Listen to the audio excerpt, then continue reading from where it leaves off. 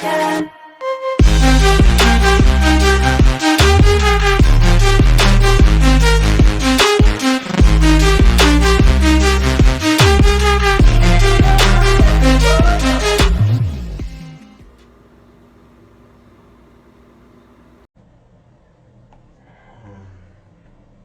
guys, what's up? I'm Christiana D and welcome to my first YouTube video. What the hell was that? I figured that the best way for me to introduce myself in this platform is to share 13 facts or stories about me. So if you're interested in knowing about those things, then just keep on watching. Fact number 1. I'm a 19-year-old student athlete. I play basketball for the National University Lady Bulldogs, taking the position of a shooting guard. There's still a lot for me to improve on, and that's why I make sure to give everything I have, day in and day out. I used to spend almost every hour of my day in the gym and court. I've always been the athlete who pushed herself to the edge of her limit just to be a good enough player. Sadly, I was too hard on myself, to the point that I no longer felt any sort of physical exhaustion. I didn't know my body and mind were begging to rest. All I thought was to keep grinding. I led myself to think that if I work the hardest, I'll be the best in no time. And I was wrong about that. If there are any athletes watching this right now, I urge you to take care of yourselves. You can rest without taking anything for granted. I completely tore my ACL last March 7, and I just got operated on last March 18. The doctor said it would take 8 to 9 months for me to recover and play again. And I'm really hoping to get back on my game the soonest time possible. Like, my PT actually told me to work harder in rehab so I could come back and catch up to the next season of the UAAP. So I don't know, who knows, maybe. Fact number 2. One of my biggest fears is peach mango pie. Ginagawa mo. Don't ask why. Yeah, really. Don't ask.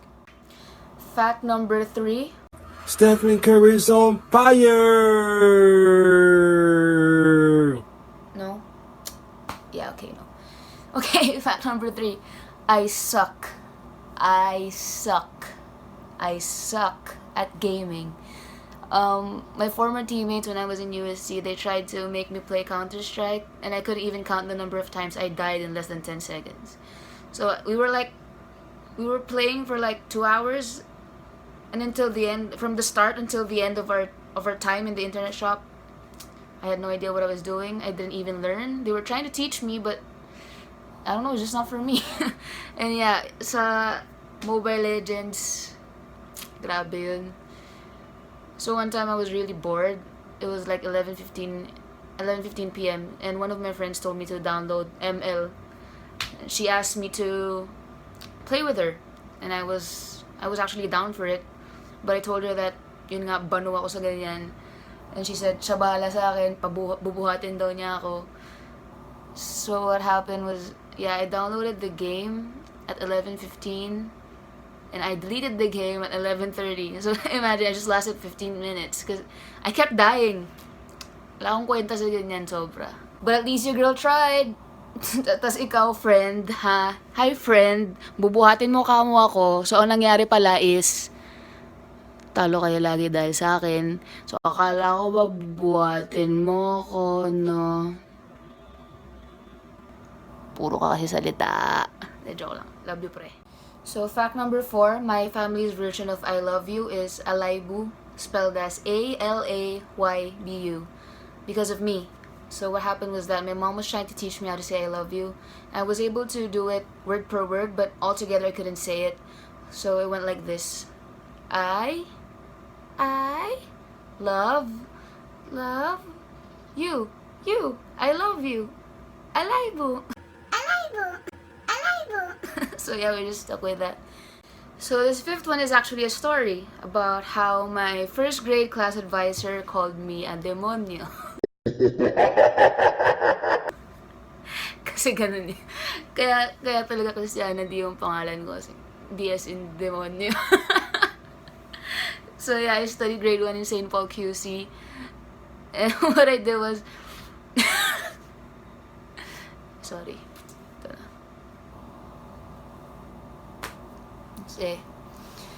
So, my seatmate was a girl named Benedict. And I have no idea why I did this to her, but alam niyo yung may nalaglag na pagkain sa sahig, tapos siguro hindi nawalis na sobrang tagal. May tosino, may isang pirasong tosino sa sahig. Tapos mukha siyang, mukha talaga siyang pinabayaan na ng mga taon-taon nang nandun. Parang magiging bato na gano'n. Yung kinuha ko yung tosino. And then, nilagay ko sa lamesa ni Benedict. Sabi ko, Benedict, ipis oh. Sabi ko, grabe yung Benedict na yun. Di man lang niya tinignan muna bago siya umiyak. Diyos ko, guys, umiyak siya agad. As in, umiyak na. Umiyak siya agad. Tapos yung, alam mo yung, you know the reaction you give when you accidentally hurt your sibling and then they're about to tell your mom on you? Ganon yung sobrang aligaga ako. Ba't ka umiiyak agad? Ganon. So, parang, ayun nga, umiyak siya agad. Tapos, hindi lumapit yung advisor namin. Lapit siya yun. What happened? Sabi ni Benedict, teacher, si Dandalit po, nilagyan na ipis yung lamesa ko. Tapos, nag-react ako, sabi ko, hindi po ipis yan, tosino po yan. Sabi ng teacher ko sa akin, naganto sa akin, your girl wasn't impressed. She wasn't impressed at all. So, nakaganto siya, demonyo ka talaga, ano.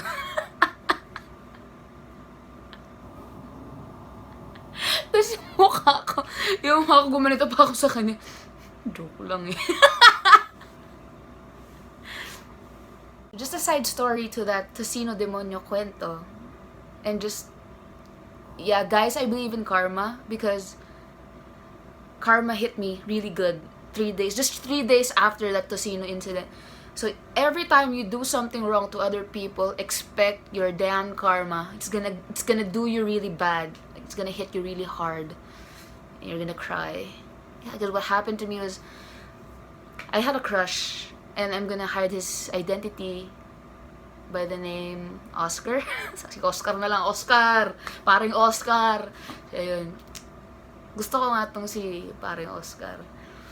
Si paring Oscar, alam niyo yun dati, diba? May naka-assign for cleaners every dismissal time. And then everyone else in the class isn't allowed to go home until the cleaners are done cleaning. So that time, Oscar's row was the one assigned for the cleaners. And I needed to pee really bad. Kasi nakabuloktot na yung legs ko. Tapos, alam mo yung nanginginig na ako, yung parang sobrang ginaw na parang malalaglag na yung nipples ko sa sobrang ganon. Basta ganon, ihi na talaga ako. But since just 3 days ago, I did something really wrong and then something really wrong that my advisor had to call me a demon. I was really afraid of approaching her or talking to her or having anything to do with her. So, ang ginawa ko, tiniis ko yung ihi ko kasi natatakot na ako sa kanya. Takot na magpaalam. Ganito lang ako nun. And just when Oscar was sweeping the floor, sweeping the area just underneath my desk, he was sweeping. Ayun na. My water broke!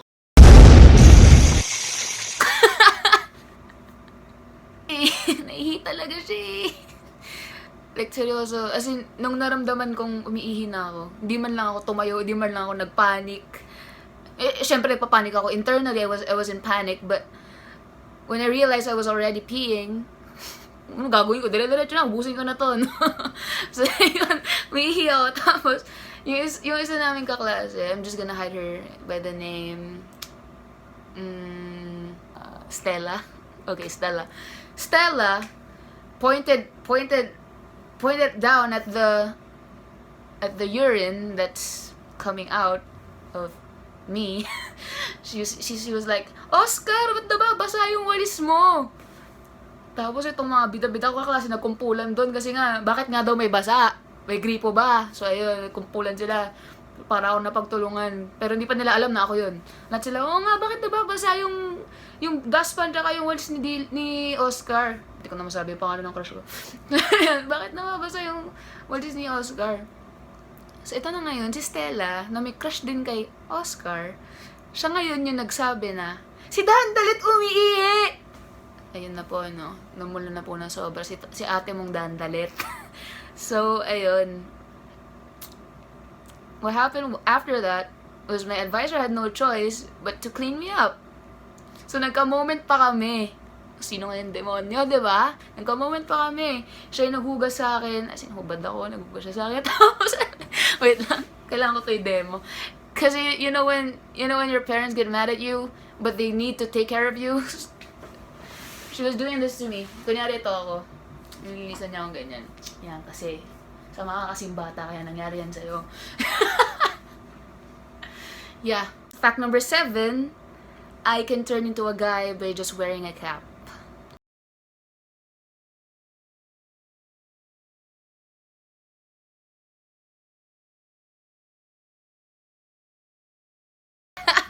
Okay, fact number 8, my top 5 NBA players are Kobe Bryant,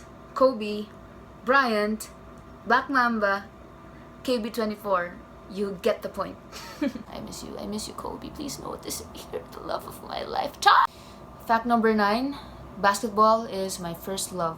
So this is a story of how I fell in love with basketball, which was all out of my own heart, not because my father is a basketball player, because people keep assuming that I play because my father plays. That's not the case. I fell in love with the sport on my own. So what happened before, when he was in Ginebra, I was 3 years old. No one was going to be watching me at home because it was my yaya's day off. My mom was someplace. I actually don't remember. It's just that no one was going to watch me, so my dad had to bring me with him to training. And upon reaching the court, at first I was just sitting down watching until I don't know what brought me to pick a ball up. I mean a standard basketball. The ones PBA players use. I picked one up. I stood in front of the ring. And I threw the ball and it hit the ring. My first shooting attempt reached a standard sized ring, a PBA ring. Yeah. So I used to shoot like this with both hands, following through until I didn't stop throwing the ball until I made the shot. And once I made the shot, I didn't stop making shots. So until day by day, I moved further away from the ring while still being able to make shots until I was able to tell my dad things like, pag nakasampu ako ngayon, libre mo ako makdo, mga ganun. I mean, pag nakasampu ako ngayon, may ice cream ako, ganyan. And I would gear up. I mean, I would really gear up. I would wear my dad's really small size Ginebra jerseys, the one the management I think gave him. I'd wear that, and I'd wear a headband, and my hair would be in braids and pigtail braids, and I'd be in my end ones. It was love, really. I didn't stop since then. But I did engage in a few other sports in between because my mom wanted me to be a girly girl. Sadly, she failed. Hi, Mom. You failed, Mom. It's the motherfucking Eagle Double. My mom enrolled me in ballet. She enrolled me in ballet, and I had to injure myself. Severely injure myself. Just so I'd stop attending the sessions and just so I'd be excused from the recital. It was really not for me. Then after that, my mom tried again. I engaged in figure skating, and I actually enjoyed it because I was getting really good at it. Until one time I saw the hockey players after my training. There was a hockey game, and I saw how they played, and I almost begged my mom to transfer me to hockey. And when that happened, she withdrew me from figure skating. And then at 6th grade, I tried out for our school's volleyball club thing, and I got in. I couldn't push through with it consistently because it wasn't really in my heart. I kept looking for basketball. Everywhere I went, every other sport I tried, my heart just kept on saying basketball. So yeah, in short, basketball is life. and also, in short, batak to. Batak. Charot. Fact number 10, one of the reasons why I once never imagined myself doing anything like this was because I noticed that the popular content in this platform had to do with beauty and makeup, and I have no idea how to do my makeup, and I know nothing about glamour, and that's something I'm actually insecure about. It's not something I'm actually proud of. Just an input on the side, I hope people will stop looking down on everyone who feels confident and empowered with makeup on. It's an art that needs none of your unnecessary negativity, because people have their own ways of bringing the best out of themselves. So I hope everyone just lets people express themselves the way they want to. Let people have their own means of being and feeling beautiful. I wish we could all just support each other, embrace each other's flaws the same way we praise our assets. Insecurities or demons are really tough to fight, but I know that with the right amount of positivity, love, and acceptance, we can all, little by little, get by just fine. Fact number 11, I'm a first-year college student taking up accountancy, but a different field is really in my heart. I'm passionate about the arts, drawing, writing stories, poems, songs, proses, novels, and every other literary piece. My art speaks for the voiceless tongues, defenseless bodies, and hopeless souls. Fact number 12, I have written and composed a lot of songs. Like, a lot. To the point that I can actually drop an album.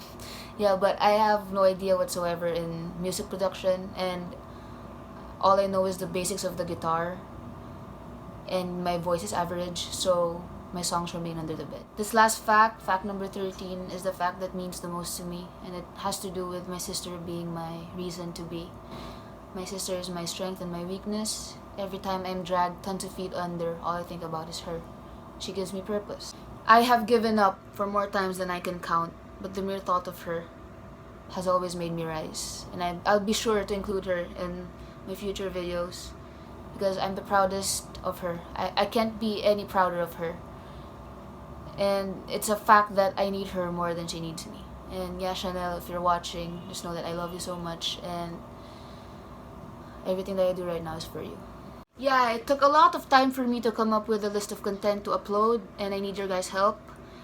So if you have any suggestions or any requests of what you want to see or know, leave a comment or just mention me on Twitter. It's at 1ChrisGabriel, or message me on Instagram. It's at Christiana D. And yeah, I look forward to hearing from you all.